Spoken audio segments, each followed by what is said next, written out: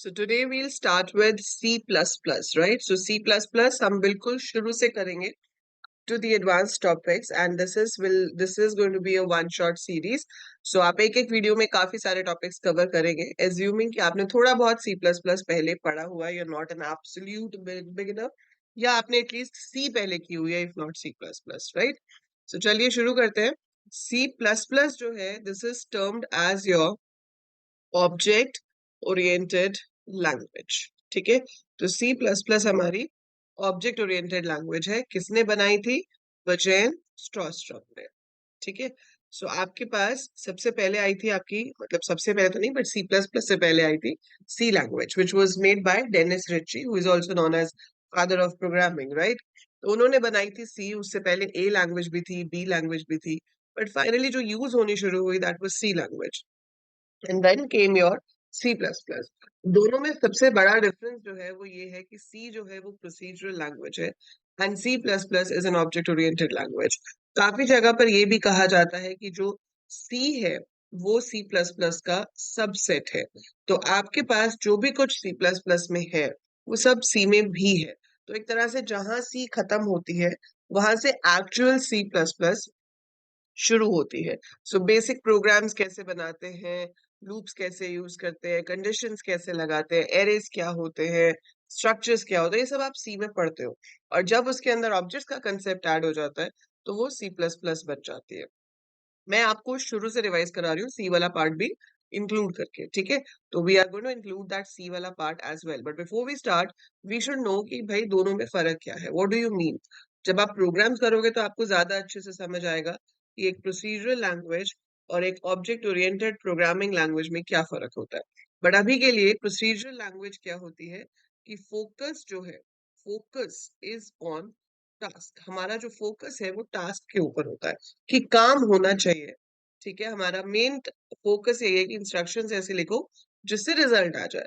अब वो किस तरह से आपने उसके अंदर डेटा को मैनेज किया है, आपका डेटा ग्लोबल है, लोकल है, कहाँ यूज हो सकता है, कहाँ यूज नहीं हो सकता है, वो सब मैटर नहीं करता, राइट? जबकि ऊप्स में हमारे पास क्या होता है, फोकस इज ऑन डेटा. हमें रिजल्ट तो अभी भी वही चाहिए. रिजल्ट तो देखो, प्रोग्राम बना रहे हो तो आउटपुट तो अभी भी वही चाहिए. यहाँ भी एरिया ऑफ रेक्टेंगल चाहिए था तो यहाँ भी एरिया ऑफ रेक्टेंगल ही चाहिए. लेकिन the way you right the code becomes different. तो यहाँ पर हमें सिर्फ मल्टीप्लाई किया लेंथ और ब्रेड्थ को, एरिया आ गया, काम खत्म. यहाँ पे हम डिफाइन करेंगे कि रेक्टेंगल क्या होता है, रेक्टेंगल के ऊपर क्या ऑपरेशंस परफॉर्म हो सकते हैं, and then accordingly we get the area. So एक प्रॉपर डेटा को मैनेज करने का तरीका होता है यहाँ पर, और उसी डेटा मैनेजमेंट के थ्रू हम यहाँ पर काम करते हैं, जिसमें डेटा हाइडिंग भी आ जाता है, डेटा एब्स्ट्रैक्शन भी आ जाता है. So that is there in oops. फिर प्रोसीजरल लैंग्वेज जो होती है वो टॉप डाउन अप्रोच होती है.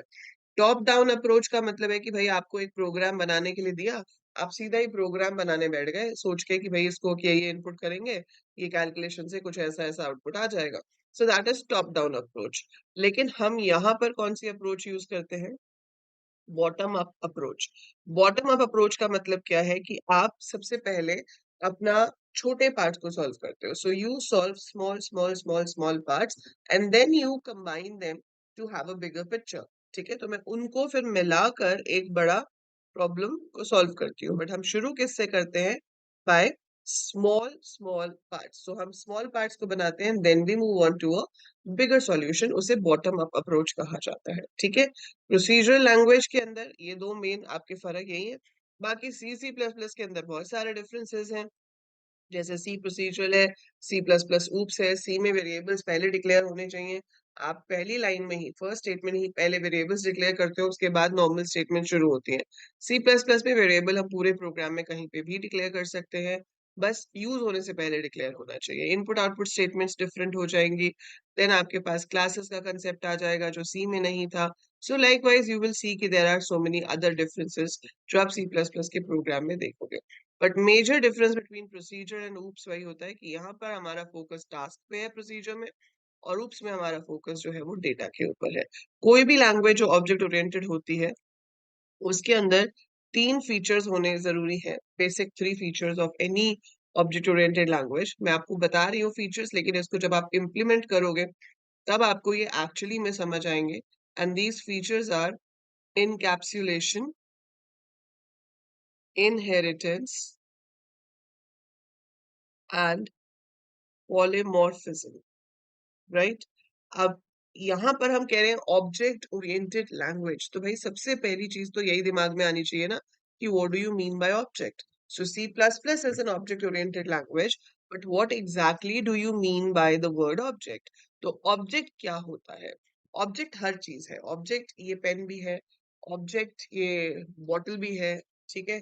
ऑब्जेक्ट आपके पास हर चीज है, कप, बॉटल, लैपटॉप, मैं खुद, एवरीथिंग इज एन ऑब्जेक्ट। सो हर चीज एक ऑब्जेक्ट है, क्योंकि एक ऑब्जेक्ट एक ऐसी एंटिटी होती है which can be defined by some features and certain operations जो हम उन features के ऊपर परफॉर्म कर सकते हैं। लाइक आप किसी भी चीज को डिफाइन करना चाहो, like I have this notebook, दिख रही है, ठीक है? इसके फीचर्स क्या हो सकते हैं? कलर कौन सा है, साइज क्या है, मतलब इसकी विड्थ लेंथ क्या होगी, नंबर ऑफ पेजेस क्या है, कॉस्ट क्या है, पेजेस रूल्ड है या प्लेन है, those can be the features. And operations क्या हो सकते हैं? Write in it, tear a page, discard it, buy, sell, कुछ भी, those can be the operations. So हर चीज अपने आप में एक ऑब्जेक्ट है। इवन अगर दो ट्विन्स हैं जो एक जैसे दिखते हैं बट वो दो अलग अलग एंटिटीज है ना, हमने दोनों को अलग अलग नाम दिया होता है, तो इवन दो सेम दिखने वाले ऑब्जेक्ट्स भी दो अलग ऑब्जेक्ट्स होते हैं, even if they look alike, right? So object जो है वो एक एंटिटी है which has certain features and certain operations to be performed on it. और सिमिलर टाइप के जो ऑब्जेक्ट्स हैं उनको डिफाइन करती है क्लास। So object क्या हो गया? A real time or runtime entity which has certain features and functions to work on those features. And class is a blueprint or a template for similar type of objects. So bottle is a class. Every single bottle is an object of that. Pen is a class. Every single pen is an object of that. Human is a class. You, me, every one of us are object of that, right? So वो आपका class and object का relationship होता है. Hope it's clear. ठीक है? अब programming में जब हम क्लास क्रिएट करते हैं, जब आप प्रोग्रामिंग में क्लास को क्रिएट करते हो, उस प्रोसीजर को इनकैप्सुलेशन कहते हैं। सो इनकैप्सुलेशन की डेफिनेशन ही क्या होती है? It is wrapping up of data and functions to work upon that data in a single unit called class. So जब आप सिंपल वर्ड्स में क्लास बनाते हो, उस प्रोसीजर को इनकैप्सुलेशन कहते हैं। So wrapping up of data and functions to work upon that data in a single unit called class is called encapsulation. And then you get inheritance. Inheritance हम कहते हैं ना, यार उसकी तो लॉटरी लग गई, उसको तो बैठे बैठे इतने पैसे मिल गए अपने दादा से या कहीं से, तो वो क्या है? इनहेरिटेड प्रॉपर्टी है ना? इनहेरिटेड प्रॉपर्टी मतलब जो आपको अपने पेरेंट्स से या ग्रैंड पेरेंट्स से मिलती जाती है। सो यहाँ पे भी इनहेरिटेंस होती है। हमने एक क्लास बनाई, उसी क्लास के फीचर्स को यूज करके हम एक और क्लास बनाना चाहते हैं। तो पहली क्लास के फीचर्स को यूज करके एक और क्लास बना रहे हो, तो ये क्लास इसके फीचर्स को इनहेरिट कर रही है। जैसे ये रेक्टेंगल है, अब रेक्टेंगल में तो लेंथ और ब्रेड्थ होता है, क्यूबॉइड में लेंथ, ब्रेड्थ, हाइट तीनों चीजें होती है। तो rather than defining the new class, मैं रेक्टेंगल को ही एक्सटेंड करके उसमें हाइट ऐड कर देती हूँ, तो क्यूबॉइड बन जाएगी। सो इनहेरिटेंस इज वही कि ऊपर से डेटा लेकर आओ। सो ऊपर वाली क्लासेस मतलब पेरेंट क्लासेस को यूज करके हम सब क्लासेस क्रिएट कर सकते हैं, and that is called inheritance. Then comes the word polymorphism. It's a French word, poly means many, morphism means forms. So when a single thing behaves in different forms, it's called polymorphism, right?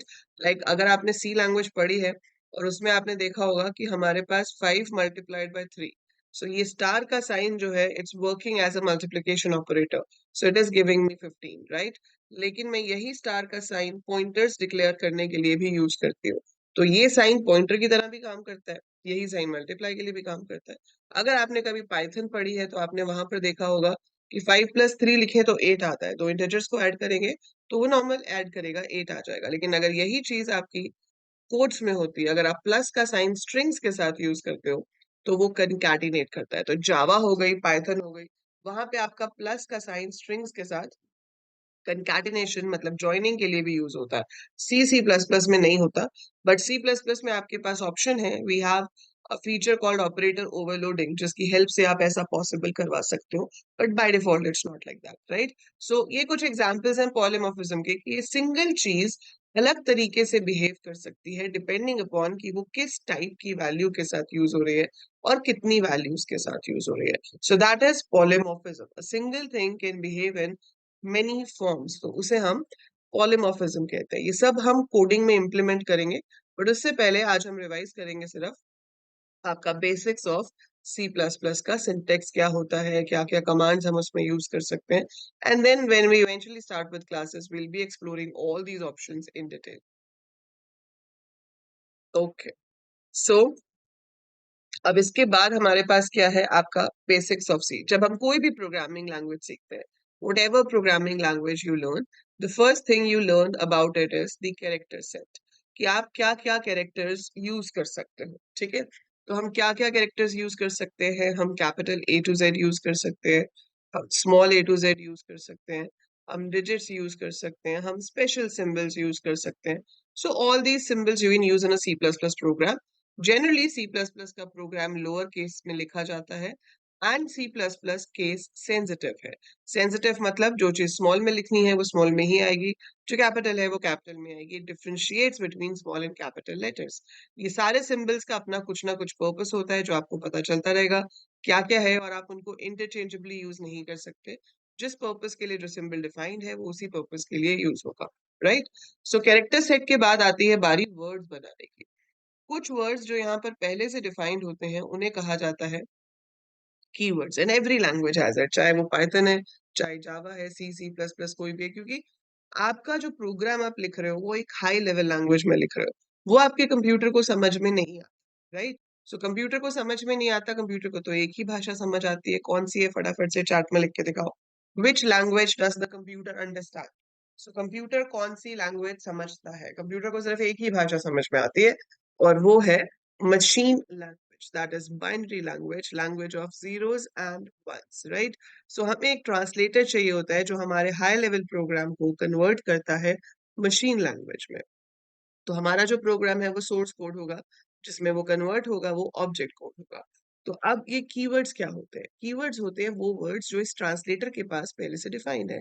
C plus plus uses a compiler. जो आप ये नाम सुनते हो, ANSI C, Turbo C plus plus, Borland C plus plus, GCC compiler, ये सब different companies के through provided compilers हैं जो कि सी प्लस प्लस के प्रोग्राम को मशीन लैंग्वेज में कन्वर्ट करते हैं, राइट? सो की वर्ड्स जो है आपके पास, ये क्या हो गए? जो वर्ड्स कंपाइलर के पास पहले से डिफाइंड होते हैं।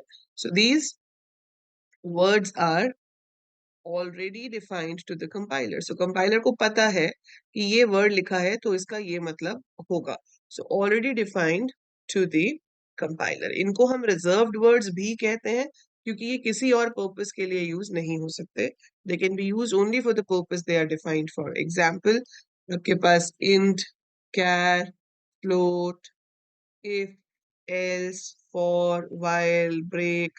सो ऐसे बहुत सारे कीवर्ड्स हैं, राइट? सो ये जो कीवर्ड्स हैं इन सबका अपना अपना पर्पस है, and they are used for that purpose only, they can not be used for anything else, right?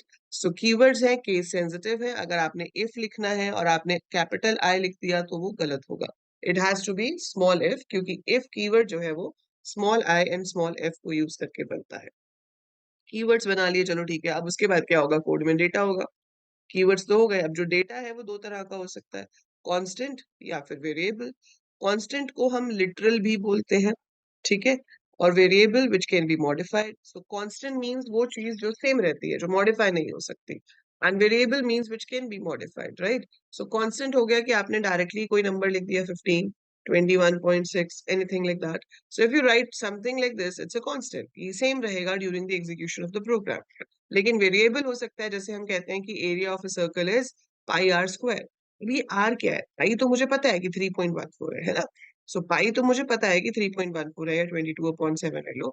और आर स्क्वायर, अभी आर क्या चीज है? आर तो कुछ भी हो सकती है ना। तो जो चीज फिक्स्ड है वो कांस्टेंट है, और जो चीज कुछ भी हो सकती है वो आपका वेरिएबल है, which can vary during the execution of the program. ये वेरी कर सकता है। अब चाहे कांस्टेंट हो या वेरिएबल हो, उसमें जो डेटा स्टोर होता है वो किसी ना किसी टाइप का होता है, जिसे हम डेटा टाइप कहते हैं। सो टाइप का मतलब क्या है कि आपका जो डेटा है वो न्यूमेरिक हो सकता है। अगर वो डेटा न्यूमेरिक है तो उसमें भी दो कैटेगरीज हैं, we have integers and we have floats. ठीक है, सो हमारे पास इंटेजर्स हैं और फ्लोट्स हैं। अब इंटेजर और फ्लोट का क्या मतलब है? इंटेजर इज एनी नंबर जिसमें फ्रैक्शन ना हो, सो लाइक 815, 216, -73, पॉजिटिव हो नेगेटिव हो, ये इंटेजर्स है। और अगर आपके पास पॉइंट आ गया तो ये आपका फ्लोट हो जाएगा। ठीक है, so any number in points is a float, any number without any point is an integer. So ये न्यूमेरिक वैल्यूज हो गए। इसके बाद आ जाती है कैरेक्टर। कैरेक्टर कॉन्स्टेंट्स में आपके पास या तो सिंगल कैरेक्टर होगा या फिर एक से ज्यादा कैरेक्टर्स होंगे। तो जब एक से ज्यादा होंगे तो उसको हम स्ट्रिंग कहेंगे। सिंगल कैरेक्टर कांस्टेंट को आप सिंगल कोट्स में लिखते हो। ठीक है, in C plus plus. So when you have a single character you will put it in single quotes like this, but जब आपके पास एक से ज्यादा कैरेक्टर्स हैं तो आप उसे डबल कोट्स में लिखोगे। सो डबल कोट्स में आती है string, that is a collection of characters. So आपके पास ये 8, ये 8, ये 8 और ये 8, ये सब डिफरेंट है। ठीक है, ऑल दीज आर डिफरेंट। सो ये 8 इंटीजर है, 8 पॉइंट जो है वो फ्लोट है, सिंगल कोट्स वाला 8 कैरेक्टर है, डबल कोट्स वाला 8 स्ट्रिंग है। सो इन सब का डेटा टाइप अलग है। ठीक है, इसके अलावा हमारे पास एक और डेटा टाइप होता है बूलियन। बूलियन डेटा टाइप में आपके पास दो ही पॉसिबल वैल्यूज हैं, एक है ट्रू और एक है false. So true can be represented with any non zero number वैसे तो, बट 1 कह सकते हो आप इसको, और जो फॉल्स है वो जीरो से रिप्रेजेंट होता है।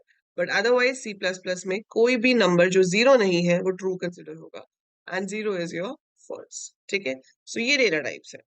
कॉन्स्टेंट्स का तो ठीक है, कॉन्स्टेंट्स तो सीधे कहीं पे भी यूज कर लो, उनको तो पहले डिफाइन नहीं करना पड़ता, जहां जरूरत है वहां लिख लो। लेकिन जो वेरिएबल्स है उनको पहले डिफाइन करना पड़ता है।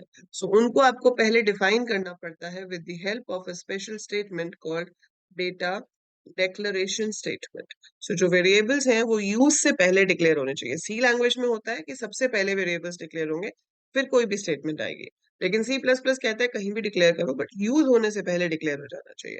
और डेटा डिक्लेरेशन स्टेटमेंट में you right the data type and you write name of the variable. तो इस स्टेटमेंट में हमारे पास दो चीजें आ गई, एक तो आपको कीवर्ड बताना है डेटा टाइप के लिए और दूसरा आपको वेरिएबल का नाम देना है। अब देखो कीवर्ड्स क्या क्या अवेलेबल है। अगर आप स्टोर करना चाहते हो इंटेजर तो आप इंट ले सकते हो, आप लॉन्ग इंट ले सकते हो और आप अनसाइंड इंट ले सकते हो। अगर आपको फ्लोटिंग पॉइंट नंबर स्टोर करना है तो आप कीवर्ड में फ्लोट ले सकते हो एंड डबल ले सकते हो। अगर आपको कैरेक्टर स्टोर करना है तो आप कैर ले सकते हो, बूलियन लेना है तो बूल ले सकते हो। ठीक है, ये दो कीवर्ड्स हैं हमारे पास। अब इनमें फर्क क्या है? देखो, अगर मुझे चाहिए कि मैं एक इंटीजर वैल्यू स्टोर करूं तो मैंने ले लिया int space num and semicolon is like a full stop in C plus plus. तो आपकी स्टेटमेंट एंड किससे होती है? सेमीकोलन से। दैट सेज कि ये स्टेटमेंट यहाँ पर खत्म हो गई। So int num, if you want to put a value in num आप लिख सकते हो नम इज इक्वल टू 20। तो इससे क्या होगा, जो आपका 20 है वो नम में स्टोर हो जाएगा। ठीक है, so 20 gets stored in num, we store it like this. ठीक है, सिंपल। अब यहाँ पे इन तीन वेरिएशंस का मतलब क्या है? देखो, कोई भी वेरिएबल क्या होता है एक्चुअली में? वेरिएबल की अगर मैं आपको प्रॉपर डेफिनेशन दूं तो it is a named memory block. It is a named memory block used to store data, and the value can be modified anytime during execution of the program. But it's a named memory block, it's like a डब्बा, container है वो, है ना? अब container जितना बड़ा होगा उतनी बड़ी वैल्यू उसके अंदर आएगी, जितना छोटा होगा उतनी छोटी वैल्यू उसके अंदर आएगी। यही होता है ना? तो यहाँ पर भी ये कंटेनर्स है। जैसे इंट जो है वो आपका 4 बाइट्स लेगा इन लेटेस्ट कंपाइलर्स। पहले जो कंपाइलर्स होते थे वहां पे इंट 2 बाइट्स था, लॉन्ग इंट 4 बाइट्स था, लेकिन अब आपके पास as per the processors capability integers जो है वो 4 बाइट्स के हो गए हैं और लॉन्ग इंट 8 बाइट्स का हो गया है। ठीक है, सो साफ पता चल रहा है इसमें फर्क क्या है। 4 बाइट्स मतलब it will store the data in 4 bytes container, तो उसकी जो रेंज होगी उससे कहीं ज्यादा रेंज होगी एक लॉन्ग इंटीजर की। सो लॉन्ग इंटीजर उससे कहीं ज्यादा बड़ा नंबर स्टोर कर पाएगा क्योंकि उसके पास ज्यादा मेमोरी एरिया है। ठीक है, फिर आपके पास है अनसाइन इंटीजर, ये तो 4 बाइट्स का ही होता है, लेकिन इसमें फर्क क्या है? कि जो इंटेजर है वो पॉजिटिव और नेगेटिव दोनों वैल्यू स्टोर कर सकता है. So it can hold positive value, it can hold negative value. लेकिन अनसाइंड इंटेजर मतलब साइन नहीं है. अब साइन नहीं होता जब नंबर के आगे, तो वो पॉजिटिव ही कंसिडर होता है ना. So if there is no sign that means your number is positive. So unsigned integer में नेगेटिव वैल्यू स्टोर नहीं हो सकती है. We can only store positive values. So unsigned integer सिर्फ पॉजिटिव वैल्यू स्टोर करते हैं और इनकी रेंज इंटीजर से डबल हो जाती है. डबल क्यों हो जाती है? क्योंकि इसमें आधे नेगेटिव नंबर और आधे पॉजिटिव नंबर के लिए स्पेस रिजर्व होता है. जब नेगेटिव नंबर्स है ही नहीं तो वो आधे भी उसी में ही ऐड हो जाएंगे. सो इसलिए अनसाइन इंटीजर की range is almost double than the range of integer values, right? Floating point numbers के लिए फ्लोट जो है वो अप टू 6 डिजिट स्टोर करता है डेसिमल के बाद. मेमोरी में 4 बाइट्स की जगह लेता है. Double up to 12 digit store कर सकता है डेसिमल के बाद. एंड 8 बाइट्स की जगह लेता है. तो उसको हम कहते हैं कि इसमें ज्यादा बेटर प्रिसिशन मेंटेन होती है. मतलब आप डॉट के बाद ज्यादा अच्छे से डिजिट स्टोर कर सकते हो. One character takes only 1 byte of memory and it is stored in ASCII format. That is American standard code for information interchange. And boolean 1 byte लेता है. इट कुड बी ट्रू और false, दो ही values उसमें होती है. सो ये तो हो गए कि क्या क्या कीवर्ड्स हम ले सकते हैं टू डिक्लेयर वेरिएबल्स. चलो ठीक है, ये कीवर्ड्स में से आप कुछ भी चूज कर लोगे then you can declare variables. But ये जो नाम हम दे रहे हैं ये भी बहुत ध्यान देने वाली चीज है क्योंकि इसके भी कुछ रूल्स हैं. So when you name a variable, you have certain rules that only alphabets, underscore and digits can be used. आप space use नहीं कर सकते. underscore को छोड़ के कोई और special symbol आप use नहीं कर सकते. ठीक है? Then जो आपका first letter है वो digit नहीं हो सकता. मतलब I can have int num1 ऐसे मैं ले सकती हूँ. लेकिन int first num मैं नहीं ले सकती because first letter cannot be a digit. ठीक है?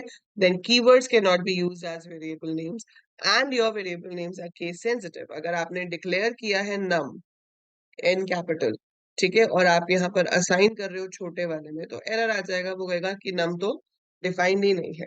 तो केस जो है वो मैच होना चाहिए. तो ये कुछ रूल्स हैं जो आपको ध्यान में रखने होते हैं for your variable declaration. I hope यहाँ तक सब कुछ क्लियर हो रहा है. तो अगर क्लियर है तो भाई so give me a thumbs up if you are getting everything properly, कि क्या क्या मैंने अभी बताया है और क्या क्या उसका मतलब है. If everything is clear, so give a good thumbs up over here. So now you have created variables, you have seen कि how to store values in that. पर अब प्रोग्राम तो असली तभी बनता है जब वो अपने कोडिंग के 3 स्टेप्स पूरे करता है. और वो 3 स्टेप्स क्या होते हैं? Input, process, output. So we need to take an input from the user, right? We need to process it and then we have to give the output. So हर प्रोग्राम की जो लाइफ साइकिल है वो input, process, output से होके गुजरती है. तो अब आप C++ में अगर प्रोग्राम बना रहे हो तो आप इनपुट आउटपुट स्टेटमेंट्स कौन सी यूज करोगे? ठीक है. So what statements are you going to use? So हमारे पास यहाँ पर एक स्टेटमेंट होती है cout. Cout is a pre defined object जिसकी हेल्प से हम स्क्रीन पे कुछ भी प्रिंट कर सकते हैं. सो अगर आपको स्क्रीन पे कुछ प्रिंट करना है, आप सी आउट लिखोगे स्मॉल लेटर्स में. You will put 2 less than science. ठीक है. इसे हम इंसर्शन ऑपरेटर भी बोलते हैं. जो 2 लेस देन साइन मैंने लिखे हैं उसको हम इंसर्शन ऑपरेटर भी बोलते हैं. सो 2 लेस देन साइंस वैसे आपको याद होगा तो ये आपके अच्छा ऑपरेटर्स अगर आपने सी में पढ़े थे तो these are left shift operators. But anyhow, C out, 2 less than signs, this is insertion operator. And then अगर कोई मैसेज है तो आप डायरेक्टली डबल कोट्स में लिख सकते हो. वो मैसेज आपका स्क्रीन पे प्रिंट हो जाएगा. So it's just going to print that message on the screen. तो जो टिपिकल प्रोग्राम बनता है हेलो वर्ल्ड, वो आप इस तरह से कर सकते हो, cout hello world. So it will simply print hello world on the screen. ठीक है. हम इस पूरे डबल कोट्स वाले मैसेज में कुछ स्पेशल कैरेक्टर्स यूज कर सकते हैं जैसे कि \n which will take your text to the new line, \t which will move your text a few spaces ahead. Generally 8 spaces का स्पेस छोड़ देता है ये. So \t is for tab. Next line पे जाने का एक और तरीका भी होता है और वो होता है एंड एल. सो आपने यहाँ पर लिखा थैंक यू और आप चाहते हो कि उसके बाद जो भी प्रिंट हो वो अगली लाइन पे प्रिंट हो. So we give the insertion operator again. तो जब भी हम स्विच करेंगे, जब मल्टीपल चीजें प्रिंट करनी होती है तो ये इंसर्शन ऑपरेटर रिपीट होता है और यहाँ पर हमने दे दिया एंड एल. ठीक है. अगर आप किसी वेरिएबल की वैल्यू प्रिंट कर रहे हो तो आपको उसको कोट्स में नहीं लिखना है. तो आप सी आउट नम लिखेंगे सिर्फ, तो वो नम की वैल्यू को प्रिंट कर देगा. ठीक है। सो अगर मुझे प्रिंट करना है नंबर इज 20, सो मैं लिखूंगी नंबर इज कोट्स में और फिर से नम, सो ये प्रिंट करेगा number is 20। So number is 20 will be printed with the help of this. और ये जो हम करते हैं इसको रिपीट करना बार बार, इसे कहते हैं cascading of insertion operator. So this particular thing is called cascading of insertion operator, कि आप multiple values को switch कर सकते हो with the repetition of the operator. So cascading of insertion operator. So that's how we print something on the screen. अगर आपको user से numbers input करवाने हैं तो we have an object called cin और इसके साथ दो greater than के साइन आते हैं जिसे extraction operator कहा जाता है। ठीक है, so we call it extraction operator और यहाँ पर आप वेरिएबल का नाम लिख दोगे। अगर एक ही वेरिएबल है तो सिर्फ ऐसे छोड़ देंगे, अगर एक से ज्यादा वेरिएबल है तो make sure you repeat the extraction operator. जितने भी वेरिएबल्स हैं आपको ये ऑपरेटर रिपीट करना पड़ेगा, कैस्केडिंग करनी पड़ेगी। अगर आपने कॉमा दिया तो उससे मल्टीपल वैल्यूज रीड नहीं होगी। ठीक है, so I have to write like this, तभी ये इनपुट होता है। और ये दोनों ऑब्जेक्ट्स जो हैं ये डिफाइंड है एक फाइल में जिसका नाम है iostream.h। So we have to include this file in our program ताकि हम सी इन और सी आउट को यूज कर सकें। ठीक है, अब मैं आपको एक पूरा प्रोग्राम बना के दिखाती हूँ। So structure of a C plus plus program क्या होता है? Structure of a C plus plus program में सबसे ऊपर डॉक्यूमेंटेशन सेक्शन आता है।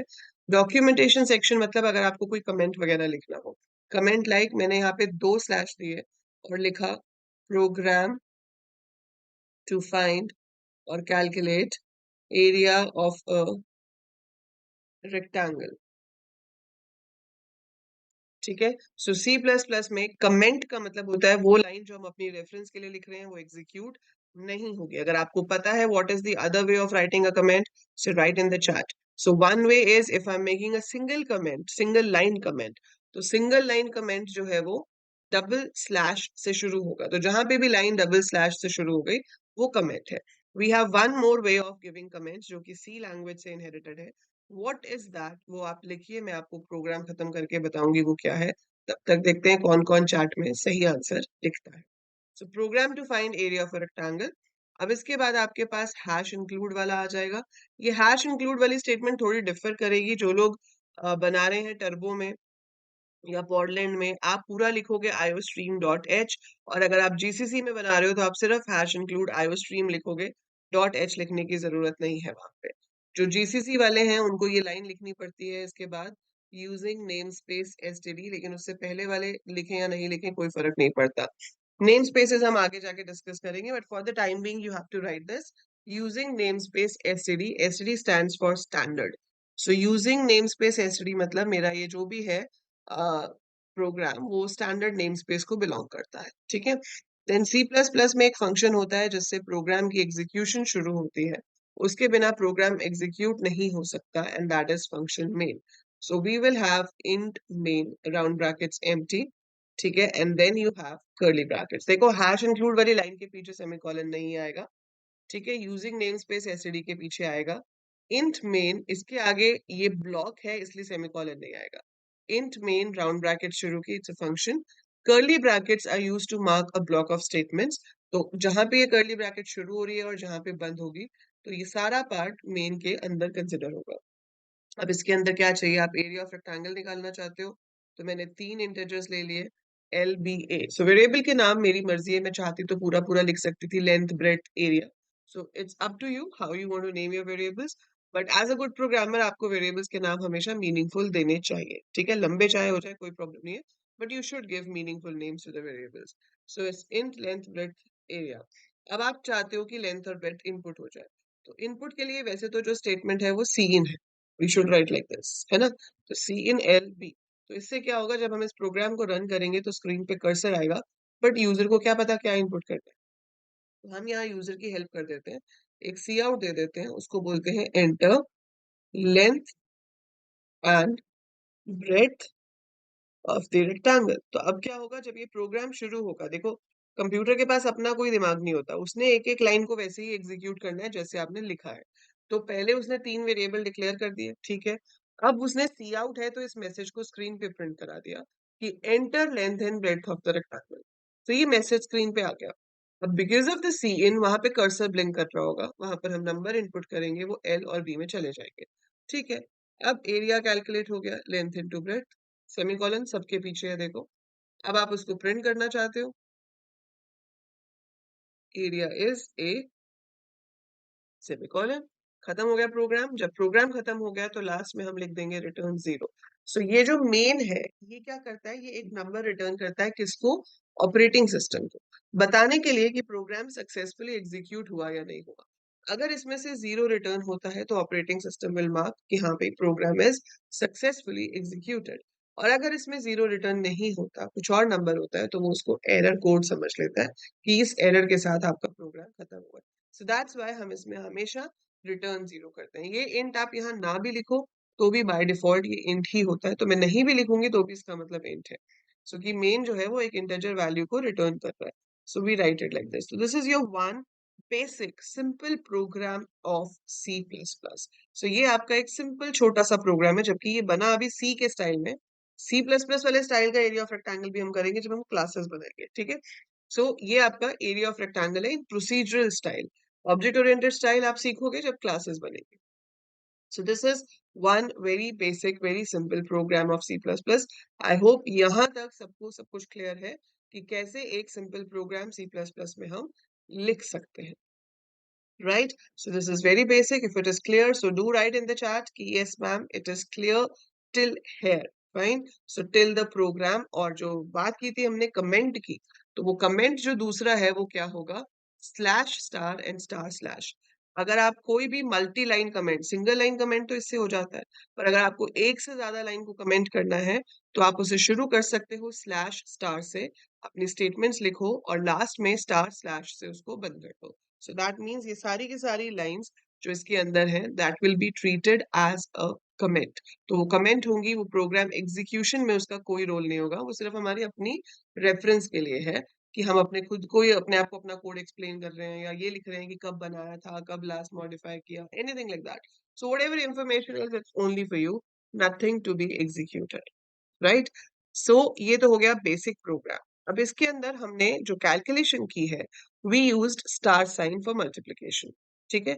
अब वो स्टार साइन को हम क्या कहते हैं, ऑपरेटर। सो वो एक ऑपरेटर है जो मल्टीप्लिकेशन कर रहा था। अब ऑपरेटर्स आपके पास सी प्लस प्लस में क्या है, so we have many type of operators, broadly we classify them into 4 categories. पहली है unary category, then you have binary category, then you have ternary category, and we have some special operators, right. अब unary binary ternary जो है वो किस basis पे categorise है, उनके नाम से ही पता चल रहा है।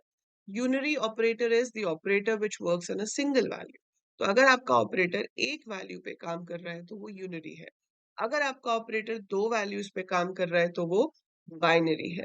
और अगर आपका ऑपरेटर तीन वैल्यूज पे काम कर रहा है तो वो टर्नरी है, right. So we can have unary operator, binary operator, ternary operator, और ये स्पेशल ऑपरेटर्स आ जाते हैं। अब यूनरी की कैटेगरी में हमारे पास तीन ऑपरेटर्स हैं। पहला है negation, that is your minus sign, and then we have increment decrement. ये बहुत ही इंपॉर्टेंट है दोनों operators, increment and decrement. You get questions in placements also based on increment decrement even. तो ये इतना इंपॉर्टेंट है, बहुत बेसिक है लेकिन बहुत इंपॉर्टेंट है।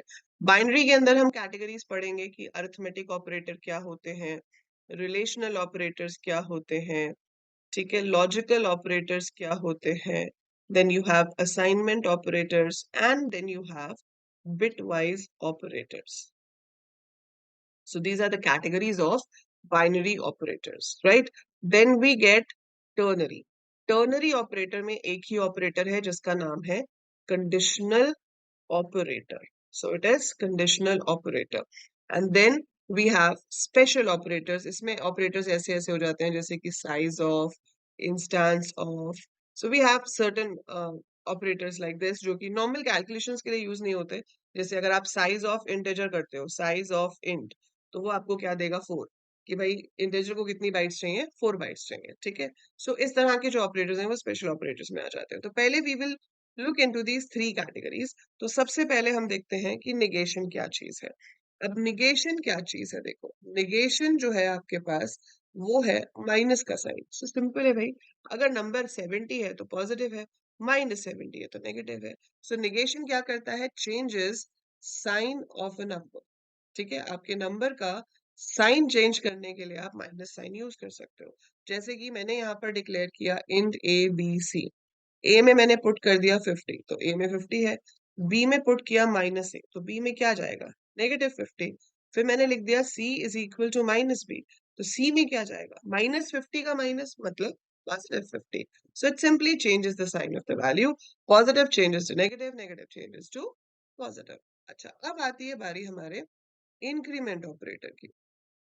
इंक्रीमेंट ऑपरेटर जो है आपका, वो है प्लस प्लस ऑपरेटर। ठीक है, plus plus operator. Plus plus का मतलब क्या है? Increases the value of variable bye 1। सो ये सिर्फ वेरिएबल्स के साथ ही यूज हो सकता है, कॉन्स्टेंट्स के साथ नहीं होता। तो ये वेरिएबल्स की वैल्यू को 1 से इंक्रीज कर सकता है। फॉर एग्जाम्पल, अगर आपके पास है int a is equal to 10 और आपने लिखा a प्लस प्लस और इसके बाद आप इसको सी आउट a कर देते हो, तो ये क्या प्रिंट करके देगा? 11। सो a 10 था, 10 में 1 ऐड हो गया, सी आउट a किया तो 11 प्रिंट हो गया। Quite simple. ठीक है, अब इसमें वेरिएशन क्या आती है कि आप इसको ऐसे भी लिख सकते हैं, plus plus a, and then you write C out a. This will also print 11. So I can write it as a plus plus or I can write it as plus plus a. दोनों same तरीके से काम कर रहे हैं, बिल्कुल same तरीके से काम कर रहे हैं, कोई फर्क नहीं है। फर्क पड़ेगा, लेकिन फर्क कहाँ पड़ेगा वो मैं आपको दिखाती हूँ। सो फर्क पड़ेगा कुछ यहाँ, जब मैं इधर क्या करना चाहूंगी, मैं इसी कोड को दोबारा से लिख रही हूँ but with a slight change. मैंने लिया इंट ए में पुट किया 10, and now I'm going to write C out a plus plus। ठीक है, यहां पर भी मैंने क्या लिया? int a में पुट किया 10 और प्रिंट किया C out plus plus a। Getting it? क्या फर्क है देखो, जब हम a के पीछे प्लस लगाते हैं तो हम उसको कहते हैं पोस्ट इंक्रीमेंट, जब पहले लगाते हैं तो उसको कहते हैं प्री इंक्रीमेंट। देखो, किसी भी चीज का पोस्ट एंड प्री, हम कहते हैं ना, post Covid era, pre Covid era, मतलब कोविड से पहले कैसा था, कोविड के बाद कैसा है। सो प्री इंक्रीमेंट मतलब पहले इंक्रीज करो, पोस्ट इंक्रीमेंट मतलब बाद में इंक्रीज करो। जब आप उसको यहाँ पर एज अ सिंगल स्टेटमेंट लिख रहे हो तो किसके पहले किसके बाद में, वही तो है, सिर्फ ए प्लस प्लस ही तो हो रहा है, उसमें पहले बाद में वाला चक्कर ही नहीं था। लेकिन इस स्टेटमेंट में दो काम हो रहे हैं। इस स्टेटमेंट में आप ए को प्रिंट भी करा रहे हो और आप उसको इंक्रीमेंट भी कर रहे हो। So you're performing two tasks over here। तो यहाँ पर दो काम हो रहे हैं, ए प्रिंट भी हो रहा है, ए इंक्रीज भी हो रहा है। और पोस्ट का मतलब है कि बाद में इंक्रीज करो, तो पहले क्या करोगे? दूसरा काम। दूसरा काम कौन सा है? प्रिंटिंग। तो पहले करेंगे हम प्रिंट, तो स्क्रीन पे जो प्रिंट होगा वो होगा 10, लेकिन मेमोरी में ए की वैल्यू 11 हो जाएगी। अब अगर आप अगली स्टेटमेंट में ए को प्रिंट करते हो तो 11 आएगा, या किसी भी कैलकुलेशन में यूज करते हो तो ए विल बी यूज्ड एज 11, लेकिन उसने स्क्रीन पे जो प्रिंट किया वो 10 है। क्यों? क्योंकि प्रिंटिंग एंड इंक्रीमेंट दो काम हो रहे थे। पोस्ट इंक्रीमेंट का मतलब है कि पहले दूसरा काम करो, बाद में इंक्रीज करना। और यहाँ पर क्या हो रहा है? सेम, प्रिंटिंग एंड इंक्रीमेंट दोनों हो रहे हैं, पर ये प्री इंक्रीमेंट है। ये कहता है कि पहले इंक्रीज करो फिर दूसरा काम करना। तो पहले 11 हो जाएगा, फिर प्रिंट होगा। सो अब आपके दोनों कोड्स का आउटपुट अलग आएगा। ये आपको प्रिंट करके देगा 10, ये आपको प्रिंट करके देगा 11। क्यों? क्योंकि पोस्ट का मतलब है कि if any other task is involve, so do that task first. ठीक है, तो उस दूसरे टास्क को आप पहले कीजिए और उसके बाद आप इंक्रीमेंट कीजिएगा। ठीक है, इसी में इसका वेरिएशन हम ऐसे भी ले लेते हैं कि मान लो I have int a is equal to 5, b, and then I write b is equal to a plus plus multiplied by 2। और उसके बाद मैंने यहाँ पर a को प्रिंट किया, बीच में टैब का स्पेस दे दिया और फिर b को प्रिंट किया। सिमिलर वे मैंने यहाँ पे किया a is equal to 5b और यहाँ पे लिखा b is equal to plus plus a multiplied by 2। और फिर मैंने यहाँ पर भी सेम चीज की, a को प्रिंट कर दिया और b को प्रिंट कर दिया। ठीक है, अब इसका आउटपुट क्या आएगा आप लिख के बता सकते हो चार्ट में? Can you right the output for this in the chat? पहले वाले में ए और बी की वैल्यूज क्या होंगी और सेकंड वाले में ए और बी की वैल्यूज क्या होंगी. So write the output in the chat. What will be the value of A and B in first case? What will be the value of A and B in second case? So इसमें आपके पास क्या होगा, पहला वाला जो case है, it says A plus plus into 2. ठीक है. So post इंक्रीमेंट है. पोस्ट कहता है कि इंक्रीज बाद में करो, पहले दूसरा काम करो. दूसरा काम क्या है कि 5 इंटू 2 कर दिया जाए. सो 5 इंटू 2 हुआ 10 और बी में चला गया. सो बी की वैल्यू आपकी 10 हो गई. अब उसके बाद वो ए को इंक्रीज करेगा, तो अब आपका ए इंक्रीज होकर 6 हो जाएगा. Now you will come to the cout thing. Cout में ए जो है वो 6 है और बी जो है वो 10 है, राइट. अब यहाँ पर क्या है, प्री इंक्रीमेंट, तो पहले ए को इंक्रीज करेगा, तो पहले आपका ए 6 हो जाएगा, फिर 6 इंटू 2 12 होगा, तो बी में 12 आ जाएगा. सो अब ए तो अभी भी 6 है, लेकिन अब बी की वैल्यू 12 है. तो दोनों केसेस में आपका ए तो इंक्रीज हो रहा है, ऐसा नहीं है कि ए इंक्रीज नहीं हो रहा. A is increasing in both the cases, but the thing is कि वो कैलकुलेशन से पहले इंक्रीज होगा या कैलकुलेशन के बाद में इंक्रीज होगा. तो अगर प्री इंक्रीमेंट है तो पहले इंक्रीज होगा, अगर पोस्ट इंक्रीमेंट है तो बाद में इंक्रीज होगा. सो एट वन साइड. सो ये चीज आपको यहाँ पर ध्यान रखनी होगी. This is pre and post increment. जैसे इंक्रीमेंट है वैसे ही डिक्रीमेंट भी होता है, उसमें बस प्लस प्लस की जगह माइनस माइनस हो जाएगा. सो अभी हम क्या कर रहे हैं, ऐड कर रहे हैं. अगर हम डिक्रीज कर रहे होंगे सो it will become minus minus. ठीक है. सो डिक्रीमेंट जो साइन है आपका वो हो जाएगा माइनस माइनस. उसमें भी वही मतलब है कि a minus minus decreases the value of variable bye 1. ठीक है. सो आप माइनस माइनस a लिखो या a माइनस माइनस लिखो, पोस्ट एंड प्री का डिफरेंस वैसा ही होगा जैसा कि हमारा इंक्रीमेंट का था. तो अब आप मुझे इसका आंसर बताओ क्या होगा. Int a b c.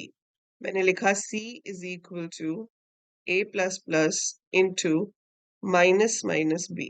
And now I'm printing the value of a space b space c. What will be printed if this code gets executed?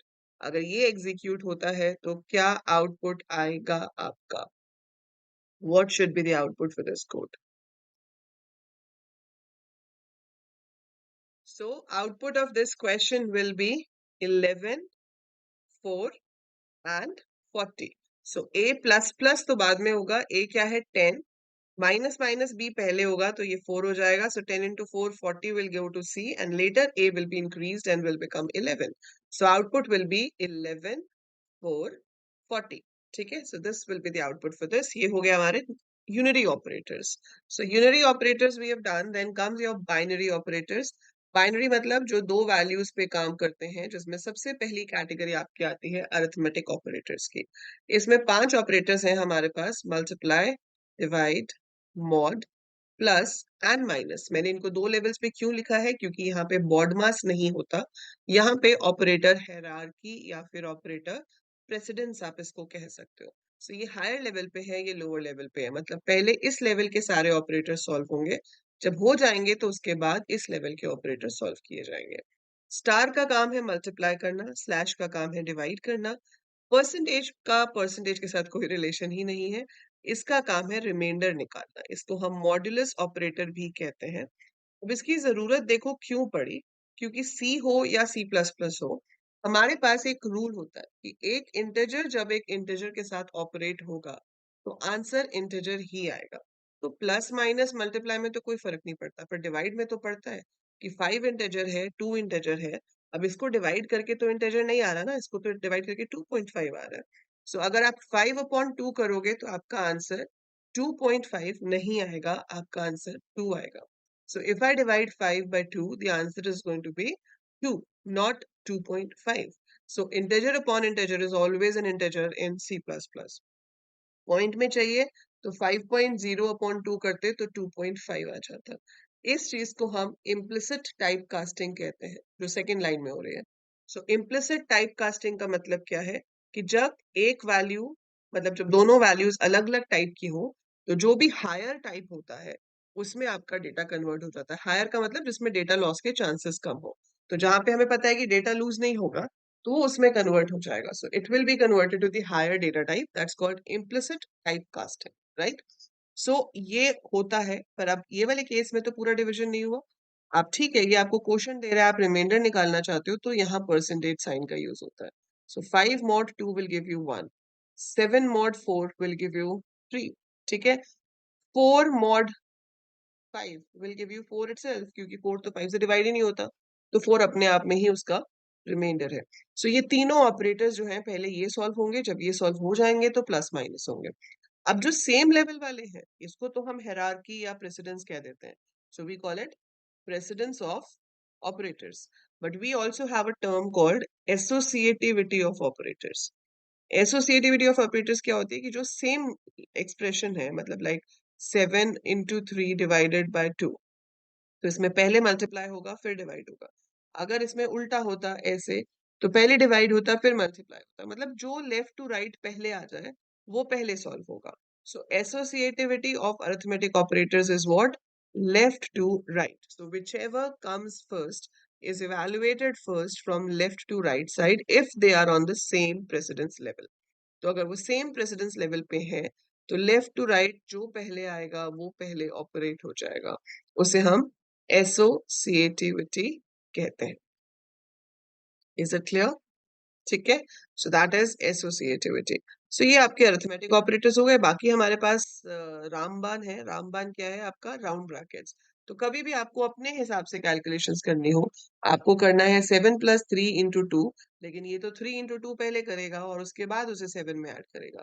पर मैं ऐसा नहीं चाहती, मैं 7 + 3 ही पहले करना चाहती हूँ, तो मैं उसको राउंड ब्रैकेट्स में दे सकती हूँ। सो when you put something in the round brackets, तो ऑब्वियसली राउंड ब्रैकेट्स वाली चीज पहले सॉल्व होगी और उसके बाद आपका मल्टीप्लिकेशन होगा। तो सबसे ज्यादा प्रेसिडेंस आपकी आ जाएगी ब्रैकेट्स की।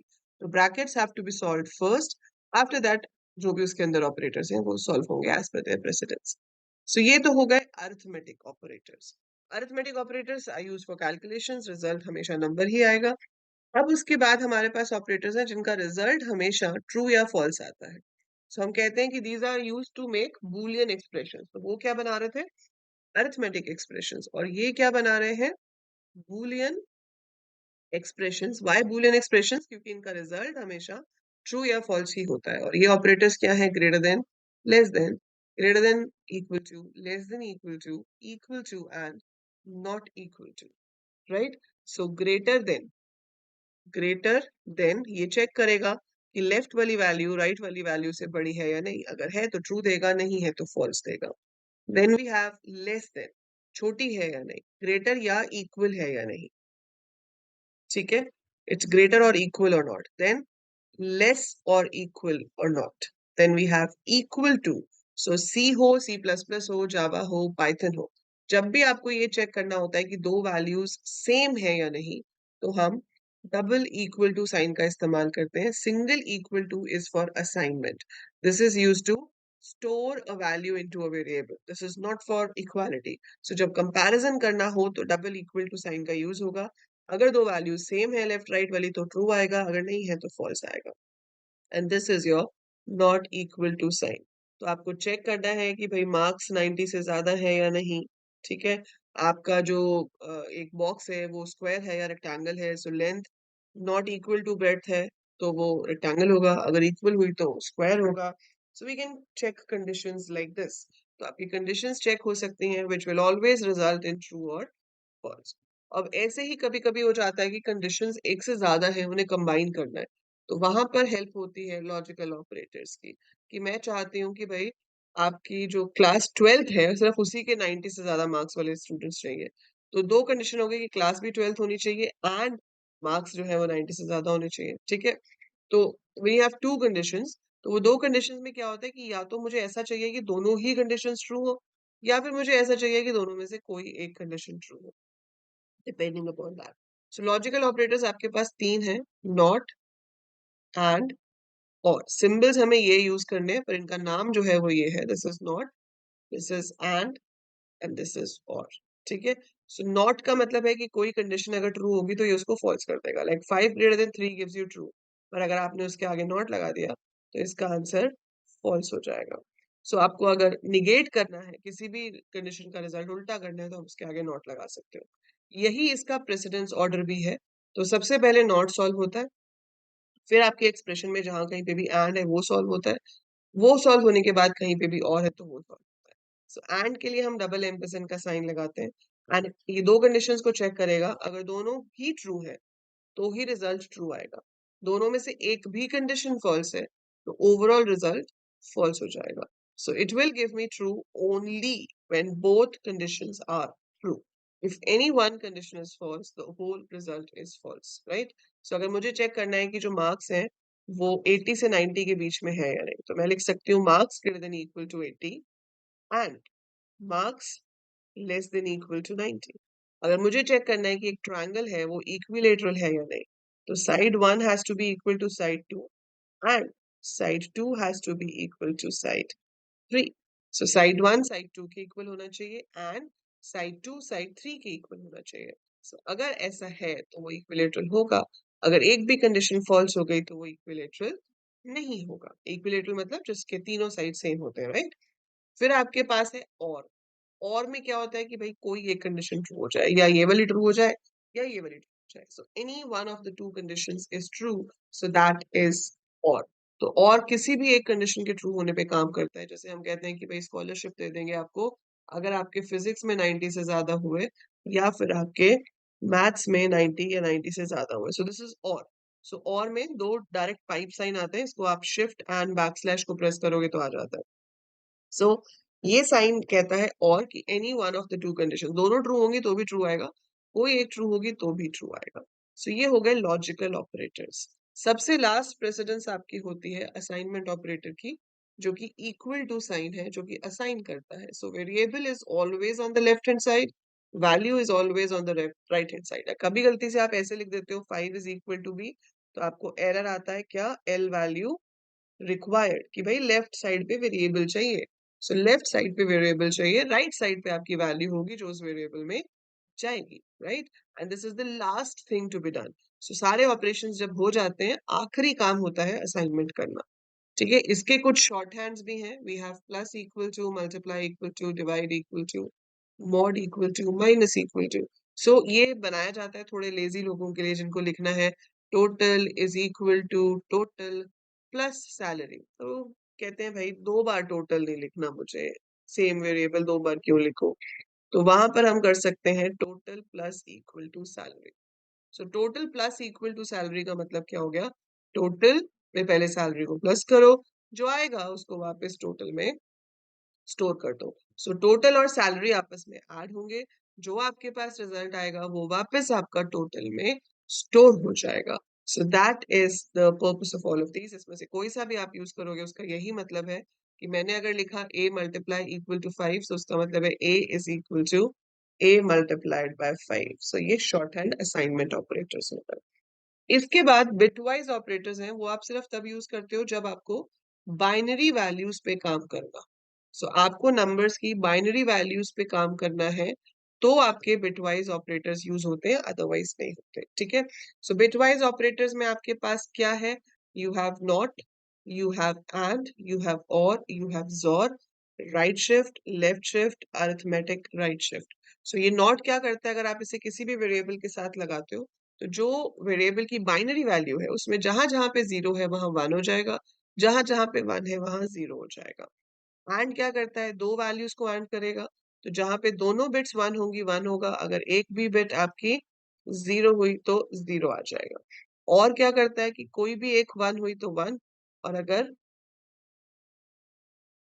दोनों जीरो हुई तो जीरो। जोर क्या करता है कि दोनों वन है तो भी जीरो, दोनों में से कोई एक वन है तभी वन आएगा, और अगर दोनों जीरो है तो भी जीरो।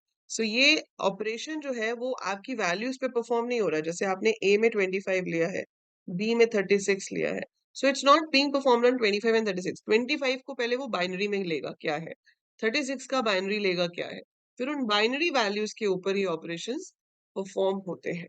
ठीक है, so it is performed on these binary values जो इनकी बनेगी। राइट शिफ्ट जो है ये आपने पढ़ा होगा कंप्यूटर सिस्टम आर्किटेक्चर में, अच्छे से पढ़ा था लास्ट ईयर, है ना। सो राइट शिफ्ट से क्या होता है, we shift towards the right hand side. तो अगर आप ए को राइट शिफ्ट करना चाहते हो 2 बिट्स तो आप लिख दोगे ऐसे ए राइट शिफ्ट 2। लेफ्ट शिफ्ट करना चाहते हो तो आप ऐसे लिख दोगे। So this is left shift. Arithmetic right shift क्या होता है? जिसमें आपका साइन चेंज नहीं होता। तो अरिथमेटिक राइट शिफ्ट का मतलब है कि जो नंबर पॉजिटिव है वो पॉजिटिव रहेगा, हम साइन बिट को चेंज नहीं करेंगे। मैं आपको शिफ्ट्स यहाँ एक्सप्लेन नहीं कर रही हूँ। अगर तो आपने पढ़ा हुआ है ये डिजिटल इलेक्ट्रॉनिक्स में, कंप्यूटर आर्किटेक्चर में, तो आपको पता है कि शिफ्ट ऑपरेशंस क्या होते हैं। बस ये ऑपरेटर्स हैं जो सी प्लस प्लस में यूज हो सकते हैं उस काम को करने के लिए। So these things are done on the binary digits. अगर आपको बाइनरी नंबर्स नहीं पता है, अगर आपको ये गेट्स और शिफ्ट्स ऑपरेशन नहीं पता है, तो I have videos for that in the channel. तो चैनल पे आपके पास शिफ्ट ऑपरेशंस की पूरी एक डेडिकेटेड वीडियो है अलग से। आप Anjali Luthra shift operation search करोगे आपको मिल जाएगा। आप Anjali Luthra logic gate search करोगे आपको मिल जाएगा। So you can watch those detailed videos अगर आपको ये सब नहीं पता है तो। बट अगर आपको पता है, आपने पढ़ा हुआ है, तो बस इन सब काम को करने के लिए सी लैंग्वेज में, सी प्लस प्लस लैंग्वेज में हमारे पास ऑपरेटर्स होते हैं। दोनों लैंग्वेजेस में सेम है operators. So these are the set of operators जो आपके बाइनरी डेटा पे काम करते हैं, ना कि उसके actual decimal form of data पे। It works on the binary format of the data, right? So ये तो हो गए आपके बाइनरी ऑपरेटर्स जो दो वैल्यूज पे काम कर रहे होते हैं। थर्ड कैटेगरी थी टर्नरी ऑपरेटर। इसमें सिर्फ एक ही ऑपरेटर है हमारे पास। We have only one operator in this, which is question mark colon. इसको हम कंडीशनल ऑपरेटर भी कहते हैं। एंड नाम से ही पता चल रहा है कंडीशनल ऑपरेटर मतलब it is used to check a condition. Syntax क्या होता है? आप राउंड ब्रैकेट में कंडीशन लिखो, कंडीशन के पीछे लगाओ क्वेश्चन मार्क, फिर दो अपनी स्टेटमेंट 1 कोलन स्टेटमेंट 2 सेमीकोलन। ठीक है? सो अगर ये कंडीशन ट्रू हुई तो ये वाली स्टेटमेंट एग्जीक्यूट होगी, इसको स्किप कर देगा। अगर कंडीशन फॉल्स हुई तो ये वाली स्टेटमेंट एग्जीक्यूट होगी, इसको स्किप कर देगा। So it has to choose one between the two. So आपको दोनों में से किसी एक को चूज करना है डिपेंडिंग अपॉन दिस कंडीशन। सो अगर कंडीशन ट्रू है तो statement 1 is selected, 2 is ignored, और अगर फॉल्स है तो statement 2 is executed, 1 is ignored. For example, मुझे चेक करना है कि एक स्टूडेंट पास है या फेल है, तो मैंने क्या लिखा? Marks greater than equal to 40 question mark. अगर ऐसा है तो cout pass, otherwise reappear. So we can write like this. So वो कंडीशन को चेक करेगा, अगर ट्रू हुई तो पास प्रिंट कर देगा, फॉल्स हुई तो रीअपियर प्रिंट कर देगा। ठीक है? इसी को यूज करने का एक और तरीका होता है कि हम यहाँ पर एक वेरिएबल का नाम दे सकते हैं, फिर इज इक्वल टू यहाँ पे कंडीशन दे सकते हैं, और फिर आप दो वैल्यूज दे देते हो, वैल्यू 1 कोलन वैल्यू 2। सो अगर कंडीशन ट्रू हुई तो वेरिएबल में वैल्यू 1 चली जाएगी, अगर कंडीशन फॉल्स हुई तो वेरिएबल में वैल्यू 2 चली जाएगी। So one of the value will go to your variable depending upon the condition. So if condition is true, value 1 goes to this. Like अगर आपको greatest of two numbers निकालना है तो आपने लिखा G is equal to A greater than B, A colon B। तो अगर तो A बड़ा हुआ तो G में A चला जाएगा, और अगर A बड़ा नहीं है that means obviously B बड़ा है, तो B वाली वैल्यू G में चली जाएगी। So whichever is greater out of the two will be stored in G. So that is the purpose of ternary operator. So इस तरीके से आप conditions check कर सकते हो with the help of ternary operators. So that is about very basic things of C++ language. So next class में हम करेंगे what are the control statements in C++. So आपकी control statements होती हैं जिनकी help से आप conditions check करते हो, loops लगाते हो, break, continue and all. So that we will be discussing in the next session.